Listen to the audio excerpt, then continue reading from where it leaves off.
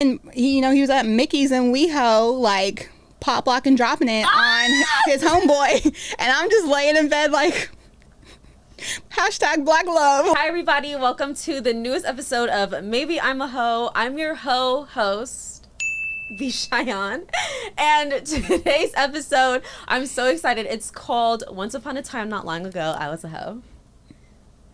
Okay, period. My guest is Miss Drew Jones. Hey, friend. Hey, girl. Hey. Okay, so quick backstory. Me and Drew were part of this cult. It's like, I'm joking. But not really. But not really. We were in this podcast group. That's how we met. We bought it because we're Jamaican sisters.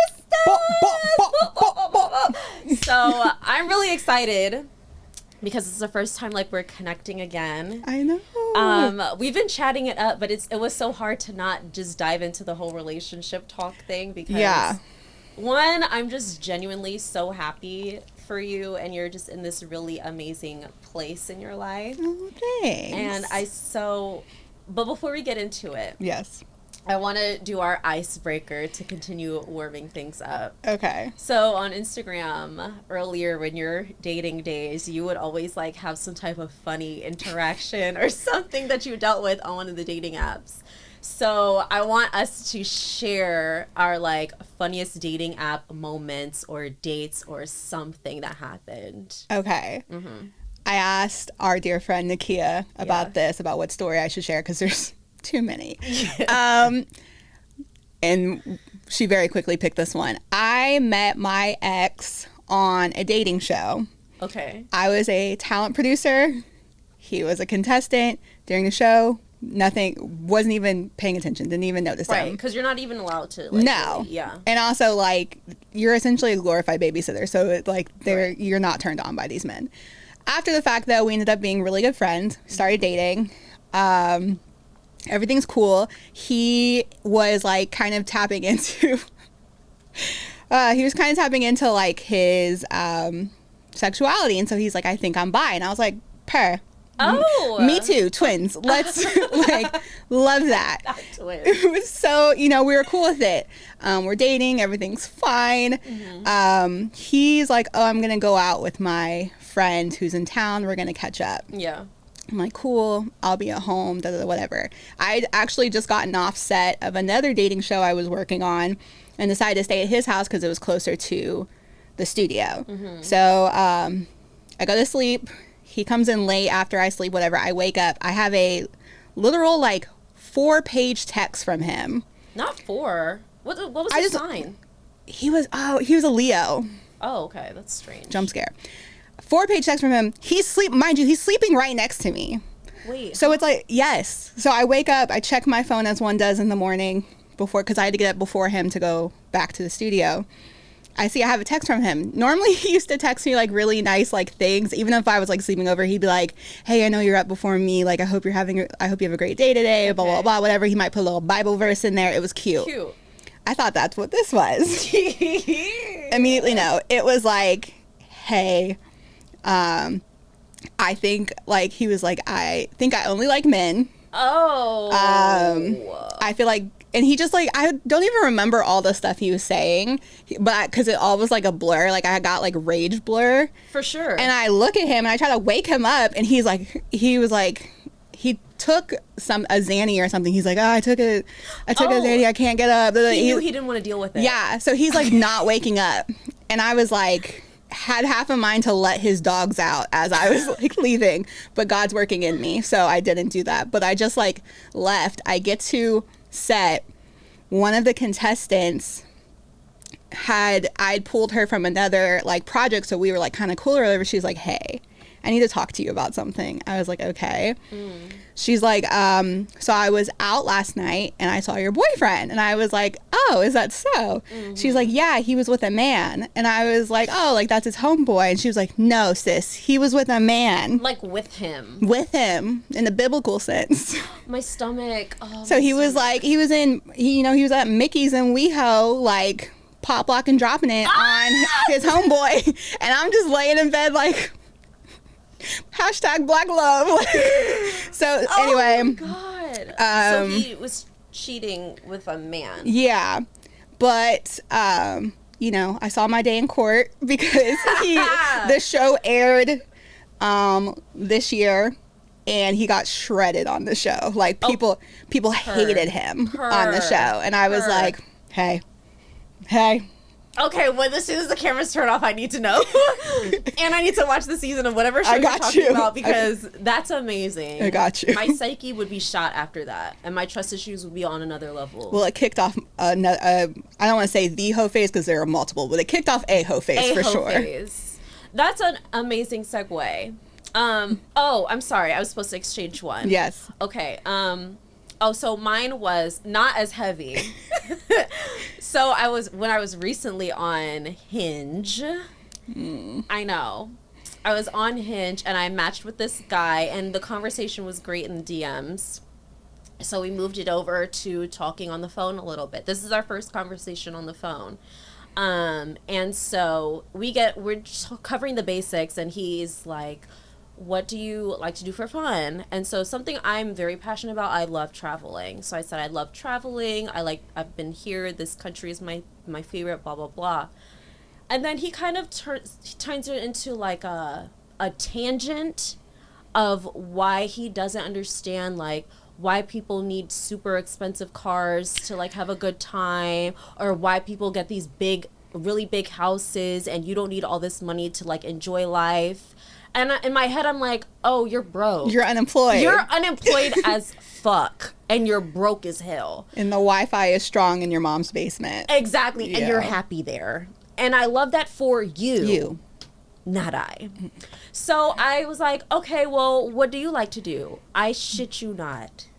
I'm so scared. I shit you not. This man said, I like to think.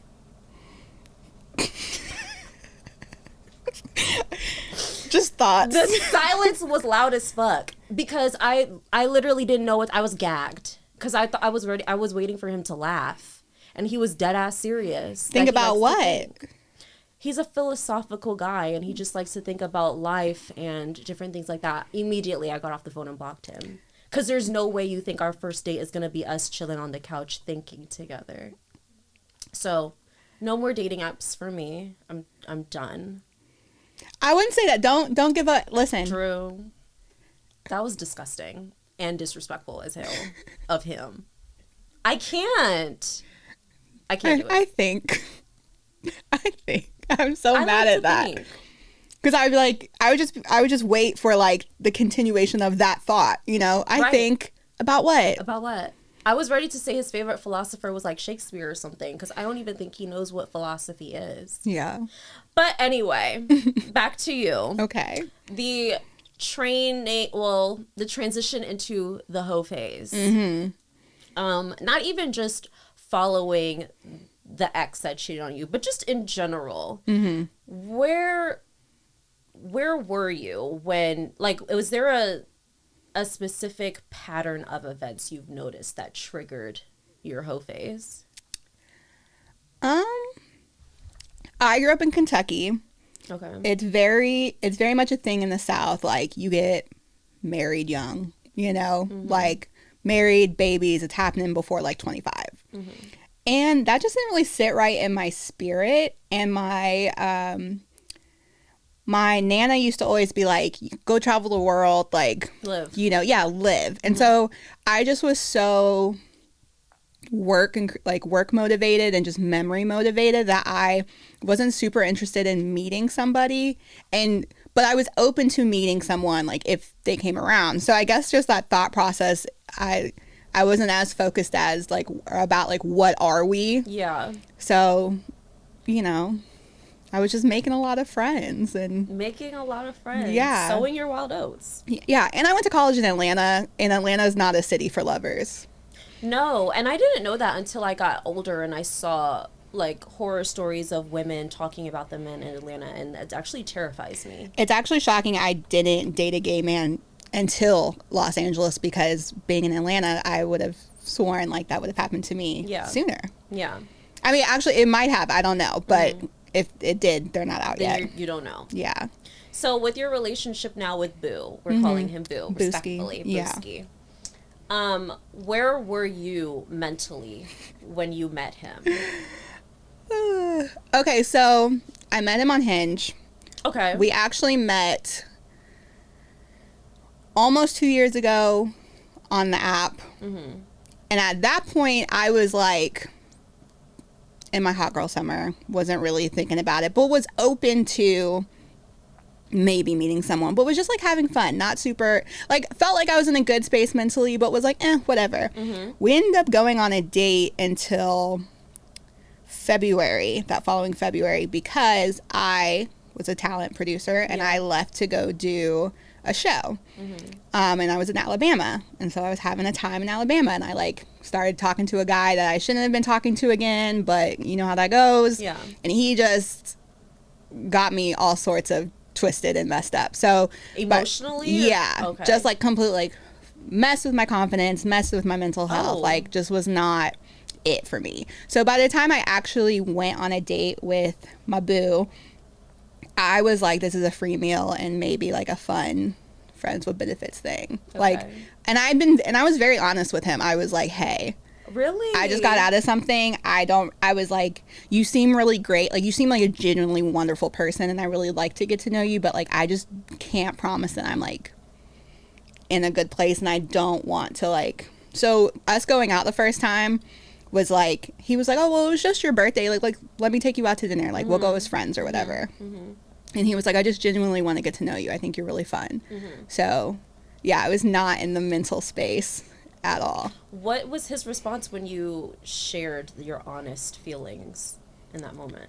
He really liked the honesty part. He was like, you know, thank you for sharing that. He's like, we don't have to do anything. We can go as slow as you want, or we can go. He was like, I just really like talking to you. So whatever that looks like, if that's friends or if it's not, I'm cool with it. So he was very receptive towards it. So how did you go from just looking at him as a free meal to now this is like baby boo forever, we locked in for life or is death row? Oh gosh. So he likes to bring this up a lot. After the first date, it was a really great first date, mm-hmm. or hangout or whatever you want to call it. Mm-hmm. And I went home and I was like, wow, he's so great. I'm going to ruin his life with the mental health that I'm in, right? Like the mental space I'm in right now. I can't. You knew that. Yeah. I was like, oh my God, like, that's a husband. And I can't like, I'm crying over this man who just messed with me still. And like, you know, I can't. Mm-hmm. So I texted him and was just like, I think you're so great. And I was like, and I'm sure this text sounds so annoying. I was like, I truly, legitimately think you're wonderful. I'm just not like, and he was so encouraging and was like, again, totally cool just being your friend, you know, let's just be friends, blah, blah. So we just started kicking it and we just like became friends. And I think honestly, it did not take me very long to be like, girl, you're just like, that train is leaving the station. You need to hop on it before. Yeah.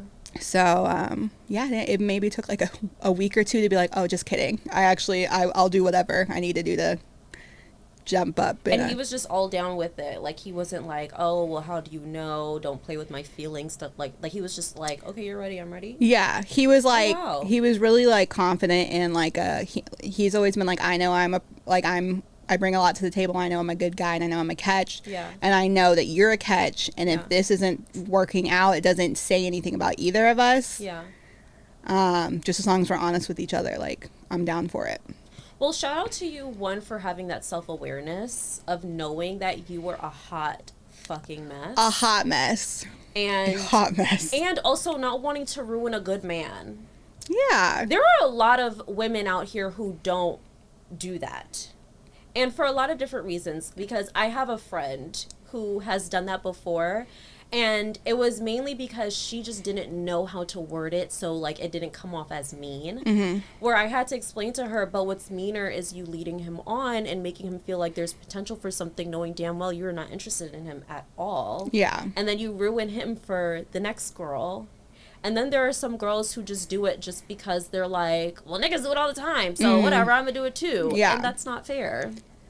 Yeah, I just think I just really like him I still do, obviously, but like, I just really liked him as a person. And I was like, even if this isn't a relationship or romantic or whatever, like, I just wanted to be around him. And so I knew like I had to be honest about it because friendship, romance, whatever, it's all rooted in honesty and, you know, vulnerability. So I was like, I'm going to be honest with you because I do want you around. I don't know what capacity, but I just want to be around you. That's beautiful. Yeah. So what are some of the traits that you've noticed in him that made you say, this one is worth taking the risk with? Gosh, there's a lot. So I'd actually written down, a friend of mine told me, write down like the things that you really want in somebody. And then when you start dating again, like, you'll know that, you know, someone, like, compare it to the list and make it like stuff that you know are actually like non-negotiables or things that are actually really important to you. And I think I remember like actually writing the list, and I remember like realizing I found the list a couple months after we started dating and was like, oh, twins. But he has a really strong faith, which I really love. He's really, really kind. Like, not nice, because I think nice can come off really fake. Like, he's genuinely kind. He's not always nice, but he's kind. Like, the way he moves through the world, the way he interacts with people is always coming from a place of like wanting the best for people. And I really liked that. I really liked how the women in his life view him. He has a lot of female friends who I adore, and I really like how they interact with him and how he interacts with them. And like, I really like that they feel so safe with him. I think that's like a huge green flag, that like this many women feel safe with you. Not to cut you off, but your maturity is on another level. Oh, thank you. Because to know that your man has a lot of female friends, and you look at it more as a compliment and a testament to his, like, him as a person versus feeling threatened. It couldn't be me. Well, I'll say this. That was not my... It wasn't the initial feeling. It wasn't the initial feeling. And I think it's one of those reasons why, like, you can't use past experiences in your present day experiences, because, like, I remember there was, like, one or two friends who I was, like, I don't know about, and like looking back, it was 1,000% because I was insecure, not because of any, like, the one in question, like, she's like my sister, like, I adore her, you know, but like I remember in the beginning being like, what's going on, like, what is that? And he was so like yeah, ask whatever you want, like, let's talk about it, you know, like, what boundaries would make you feel more comfortable, and like, you know, he was super quick to like introduce me to them. So like, you know, it's not some secretive thing. And he like, yeah, he just did a lot to make me feel comfortable, and also like ask the right questions, I guess, so we could figure out what about it made me uncomfortable. And a lot of growth on my end happened because I don't think I really thought of why it made me uncomfortable. I just immediately was like, oh, that's icky, and that's it's socially, you know, not normal for men and women to be friends. Because so many of my male friends, I don't really have a lot of male friends, but like in the past, male friends I had, there was always a catch. I genuinely don't feel like men are capable of doing it. And I viewed it like that for a long time. And yeah, I don't know. I just think his character spoke really loudly, and I think like the women that he's friends with, like their character, he's just someone who curates really good people around him. So it definitely changed my perspective on male-female dynamics. Does he know about your hoe phase? Yeah. I'm so interested in that because I take it to the grave. I just don't. There are certain things I'm just like, you don't need to worry about that until like there's a ring getting on this finger. Yeah. Or if I feel like you're going to be in the room with 3-4 of them, then I'm going to be like, okay, babe, you know what? I'm just letting you know. But prior to that, I don't see the need. So how did that conversation come up with you guys? It honestly goes back to the friendship thing, because just the respect? It wasn't even that. It was like before I was like, oh, I don't want to do life without this person. Like we really built a friendship before it like became like, before we like fell in love. And so talking to him, I always joke that he's like the boy version of my best friend Nakia, as you know, our dear friend Nakia. That's a great comparison. Yeah. And because I talk to him like a best friend. Like, I don't really talk to him like a boyfriend. So like, we would just talk about stuff or whatever, and I was just really honest, and he kind of was like, okay, like, this is my past or whatever. Like, we're very opposite on a lot of things as far as like our backgrounds, but like, yeah, he was just really, he's like, well, we're here now and you're with me, so cool. Did you ask him about his past? Oh yeah. And so like, you guys know like everything about each other. Yeah. It's like all there's on the no table. surprises. Yeah, That's great. Yeah, because I'm always like, I don't want anybody being able to come up and tell me something about my man that I don't already know. yeah. No, I don't think anyone could come to me, knock on wood, but I don't think anyone could come to me as a woman and it'd be something I didn't know. Okay, period. Yeah. What would you say is your biggest weakness when it comes on to relationships? Oh gosh, I could do a full PowerPoint. Or what is not a PowerPoint? Or what is one that like you find yourself actively working on at least? Ooh, enjoying the present and not focusing so much on what's gonna happen next or what goal we have that we're working towards in means of like our relationship. I think like I'm 32 and most of my friends like back home and stuff are married, have kids, whatever. And I think like, I don't know, I feel like my like biological clock just started ticking and I was like, oh, like, am I behind? Like, you know, whatever. Should we be moving in together yet? Like, I get really panicky about that. And I feel like I didn't notice all the great things we're doing right now in this moment, or like all the big things that we've accomplished that like should be like, oh shit, we just accomplished that. I think I'm always like, I think I sometimes struggle with like, okay, well, what's next? Like, and it's like, no, life is a journey. Like, these are just stops on it. They're not check marks on the list. Like, we're happy now. Like, we might die tomorrow, and it's okay that we're not married, that we don't have kids or whatever, because we've had this relationship together that's really, really good. And I think, yeah, sometimes I get really hung up on, I've definitely gotten a lot better about it. Okay. But I get kind of hung up on like what's next. So. And you also don't appreciate things as much. Yeah. I was dating a guy that was just like that, and he was super duper into his career and like the next car he wants to get, the next project he wants to start, the next thing that he wants to do. And he found himself just always chasing something. And I kind of took it a little like to heart, because I'm like, I feel like that will also eventually reflect in your relationship with me. And then I'm going to be like, okay, well, at one point, are you looking to trade me in for something else because you're always chasing something? And so you lose the appreciation for everything you have in the moment, and you're literally never happy. Yeah. It's miserable. Like, because it makes you question stuff that like, if I made a list of all the things he's done that would show like that if you read them, you'd be like, oh my God, this man's obsessed with you. It would be a long list. But for some reason I would get hung up on like the short little list of things that he never said he didn't want to do. He very actively wants to do. Yeah. We just want to enjoy this right now, and we'll eventually get to that. Like, we're only going to like, we're boyfriend, girlfriend now. That's a very short window until you're husband and wife, because then you're husband and wife till death do you part. Right. Like, you never get to go back to boyfriend, girlfriend. Yeah. Like, it's one and done. You never get to go back to living on your own. You never get to go back to not being a parent. So it's like, let's take the trip now, or let's, you know, we have very different taste in like style and stuff. So like, I want my bedroom decorated this way, and I don't want to have to worry about a, you know, I don't know, a 49ers throw blanket on the couch. Yeah. Can't do it. Niner gang. But like, I just, yeah. And like vice versa. He doesn't, like, I'm very eclectic in comparison to him. Like, so enjoying our space right now. And then because once we, you know, do those things, like, we're locked in, it's done.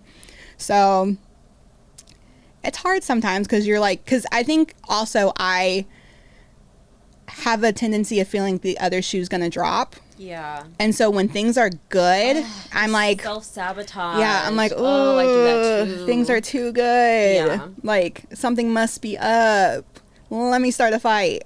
Toxic. Yeah, working on it. Yeah, that self-sabotage thing really helped me through my childhood, my hoe phase. Why did I equate childhood to hoe phase? I don't know, but it really like I'm sure they're connected. There's something there. There's something there. My dad was never there. That's why. Samesies. There you go. That's for life. But being like just free and wild and just able to do whatever I want, I was able to just not have to find a connection with someone and open myself up to that vulnerability. And I didn't realize until I started therapy like how afraid, not even afraid, I'm terrified of vulnerability, like just opening up emotions. I will block all of that out. And I felt like, I think that's why I enjoyed my hoe phase so much, because I didn't have to deal with any of that. Yeah.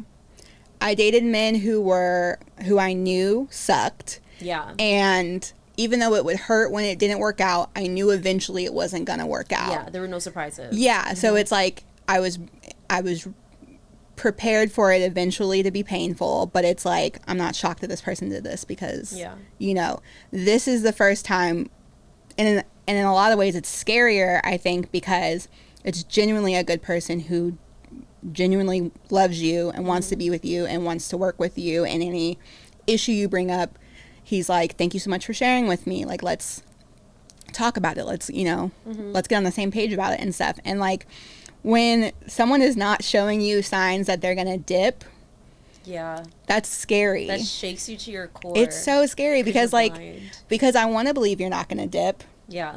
But like, if everyone else is dipped, eventually. Yeah, you put 2 and 2 together, you make 4. It's gonna happen. Yeah, and there's like this. I feel like I've gotten to this space with us, honestly, like probably more recently, where I'm like, okay, you're actually not gonna dip, and if you do dip, I'm thankful for what we've had, and I've become a better person because of it, and I don't want you to dip, but I know I'll be okay if you do. Yeah. And I think like that makes me appreciate him so much more, and like it makes me appreciate like our relationship so much more, because like I think a lot of times people want you to feel like you're overly dependent on them in relationships, like you want to feel super duper needed, and vice versa, like and that's not healthy. No, because there are a lot of men out there who have that Superman complex. Yeah. And they don't feel good in their relationship. And I'm glad that you brought that up too, because you're a very like independent person. And I feel like a lot of men can get threatened by that. And they are like, well, I don't feel like you need me enough, so I'm going to go find someone who does need me because that makes me feel like more of a man. When really I don't need to be like on you all the time, or crying over you every other day, for you to know that I need you. And why can't you just appreciate the fact that I'm a I want you here because I want you here type of person versus I need you because you're a crutch. I think it's a very strange dynamic that men thrive off of. He very much likes that I have my stuff going. Like, we're not in the same industries whatsoever. He very much likes me having my stuff. He has his stuff. We are together a lot. We genuinely love being together. But like, we have our own things, and it's okay. And like, if something were to happen and we couldn't, you know, we'd be okay. I want to kind of go back a little bit to when you mentioned you grew up in Kentucky. And you were saying like how heavy marriage was. Do you feel like a little bit of you was just like, I'm purposely rebelling against this because I just don't want to be the statistic? 5,000%. I'm an Aquarius. Okay. Yeah. So if people are telling us that the sky is blue, we've decided the sky is green. You know. So I was like, I'm different, and I'm artsy, and I'm gonna go to Hollywood, and I'm gonna be a big producer, and you know, I was so like just couldn't be less bothered. So I intentionally went out of my way to not just to piss people off. And now that you're 32 and you're starting to think about it more, it's kind of like a full circle moment though, because now it's getting down to the wire and you're finding yourself in that place. Do you see irony in that, or do you feel like it was just inevitable for you to get there? Like, do you sometimes wish you were a little bit more selective with the men that you were with, or do you fully enjoy your hoe phase that you went through? I enjoyed it. I feel like I learned so much about me. I learned my likes, my dislikes. I don't think I would be with my person now had I not gone the path that I did. And because it shaped me to, you know, all the good, all the bad, it shaped me to who I am. And I really got to know me. Like, at the end of the day, I always came back to me. Like, every one of those situationships, relationships, whatever, like, I was always my number one fan. Yeah. And when people would go away, it was always just, like, me loving on me. And I don't think I could be the person I am now to receive the type of love I'm receiving now had I not dealt with all of that. So I'm pro hoe phase. Love that. Self-love equates to hoe phase 100%.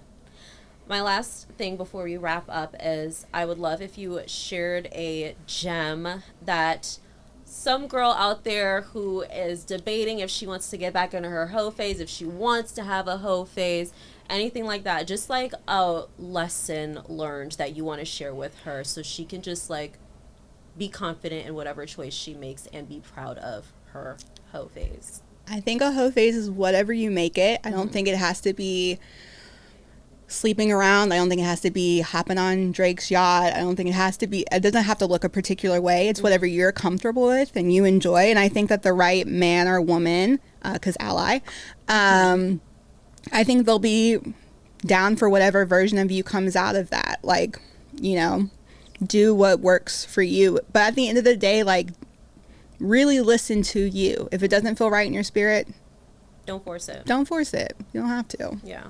Amazing. Thank you so much. Thanks for having me. I wish we had like an hour more because I feel like there's just like so much to unpack. And I love an open and honest, not hoe, but just like an open, honest woman about her hoe phase. I feel like we've been shamed into a place where it's just not something we should be proud about. And like you said, you learn so much about yourself. I can attest to that as well. So I hope to have you back again on another episode to dive deeper into some more subjects. Thank you guys for watching, tuning in on YouTube, Apple Music, Spotify, all that stuff. Follow MIAH Podcast on Instagram and TikTok. And we'll see you guys next week. Bye.